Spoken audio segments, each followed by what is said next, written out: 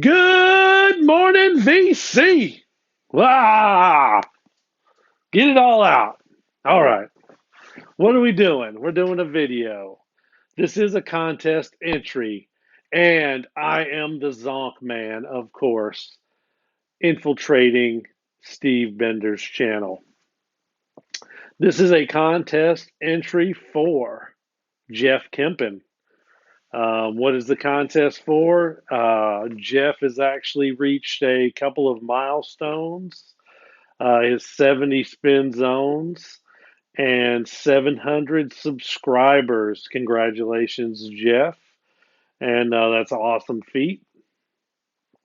Great channel. Thank you for having this contest. Thank you to anybody else out there viewing this video. I don't thank people enough for watching videos on my channel, especially when I'm very inconsistent and maybe, yeah, whatever. But this is for Jeff. Thank you, Jeff. Appreciate your channel. Appreciate this contest, and of course, we'll get on with the questions. Jeff doesn't have 7 questions for 70 spin zones and 700 subscribers.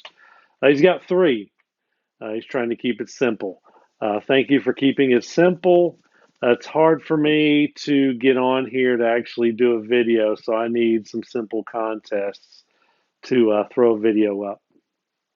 First question is, what album were you anticipating being released and then disappointed in when it came out?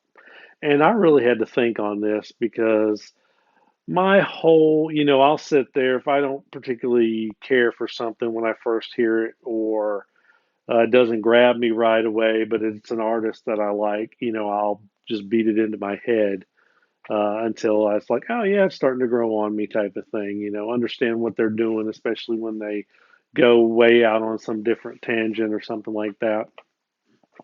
But so I really had to think about this question and kind of dig and find something.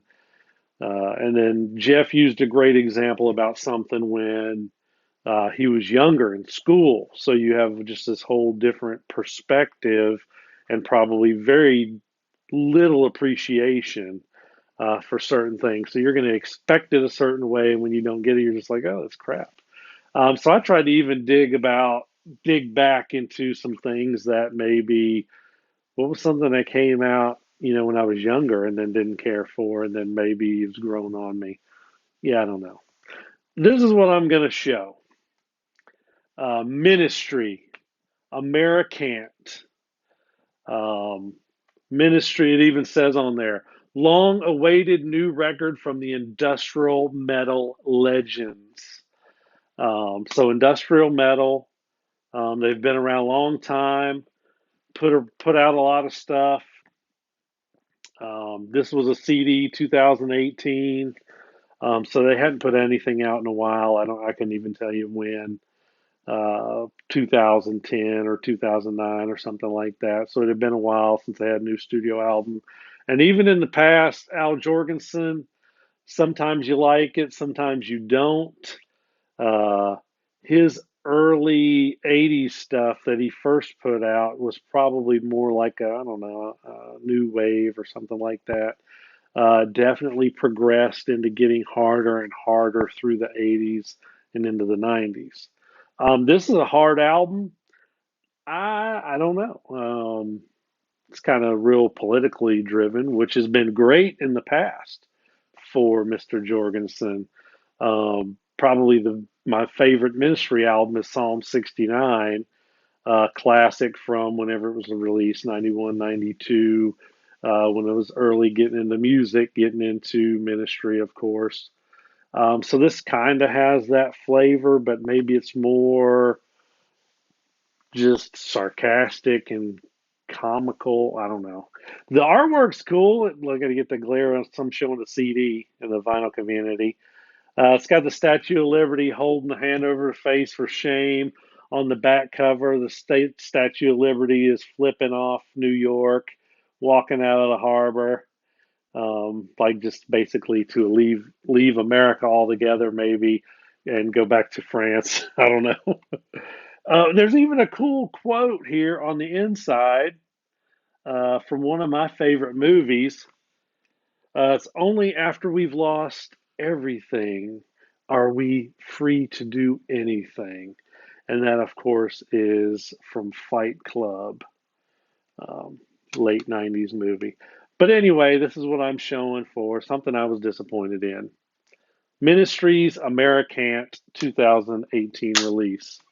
Second question is tell us something about yourself that you've never said in a video or never released out there. Um, Again, yeah, I don't know. Kind of digging, trying to find out, what do I want to put out there? What haven't I put out there? And this is probably not a very good answer for the question, but in the past 6 months or so, I have tried to incorporate being pescatarian into my lifestyle. And so there's been a change for the better. So that's going to be my answer to maybe something that I haven't told anybody in a video or the vinyl community or anything like that. Is that I have recently, oh, I don't want to say become, because I can always stop being pescatarian. But it is something that I've chosen to try or strive for. And that's about it on that question. Last question is where do you see your vinyl collection or your music collection going in the future in 2020? And this is, of course, my humble record collection. I still get CDs also.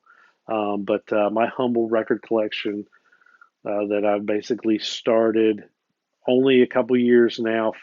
Probably this month, 2018 is when I got a turntable and started going crazy over getting vinyl. I don't like to say vinyl again because the last time I was spinning 45s, and I have talked about that, is basically tearing up mom's records and maybe had a few 45s going to Kmart, and you're like, okay, yeah, go get a record. You can go get a record out of the go get a 45 or something to go play. And whatever they were, I couldn't even tell you if they were 99 cents, $1.25, $1.49 maybe for a 45 or something in the early 80s. So I've never really considered myself collect vinyl or to keep records until CDs, because even a kid having cassettes beat those up, and those got melted and destroyed and tore up in cassette players or what have you. So just getting into vinyl the past 2 years. Where's my collection going? I just want to say, like, I'm a hard rock, heavy metal type of guy. I say I'm a listen to stoner rock. The vinyl, it's like rediscovering music again. So where do I see my collection going? I'm just going to show a few examples. Something that I would have never picked up if I would have been shopping for CDs, whether it be brand new or even at the used bookstore or something like that. And this is a Aretha Franklin. I never loved a man the way I love you. I probably would have never picked this up. This is a mono copy. Of course, it's got respect on it. Um, you know, Aretha, I respect Aretha. Got to respect Aretha, a respect song. But probably nothing that I would have ever bought to put in my music collection. But now I have because of the vinyl. Um, yeah, it's just rediscovering music all over again. So something that I wouldn't have necessarily bought, I've heard, appreciated, I'm buying. So there's a lot of other stuff that's backlog on a want list that's basically nothing but classic rock and stuff that's popular or whatever from the 60s, 70s, and 80s. So when I'm rummaging through a dollar bin or whatever, I'll buy all that classic rock stuff, stuff that you might not even think twice about if you're trying to get into jazz or something else like that. And this is another record, the country genre. Not a big country fan, I love some of the Outlaw. So Waylon's Greatest Hits, that would have been something that I would have passed on CD, but because of vinyl, I recently, in fact, I need to show that stuff. Some Hank Williams Jr., Willie Nelson, some stuff like that that I've picked up that I would have normally just kept on shopping and not stopped and listened.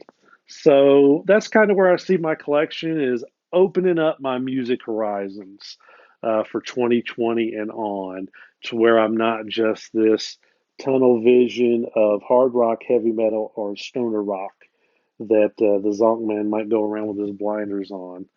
Um, so that is my contest entry. Uh, Thank you, Jeff. Thank you for an awesome channel. Thank you for having this contest. Thank you to anybody else who might be viewing. I'm basically forcing Jeff to view a video of mine by entering his contest. I hate that I don't comment. In fact, I'm probably not very good at commenting on your videos, Jeff, but I do watch a majority of them. I'm not going to say I'm your greatest fan. I'm not going to say that I watch every video because I don't. I'll go on this hiatus where I disappear for a month and I haven't made a video. If I'm not making videos, I'm probably not hanging around YouTube watching videos. It's a cycle that I kind of go through and deal with.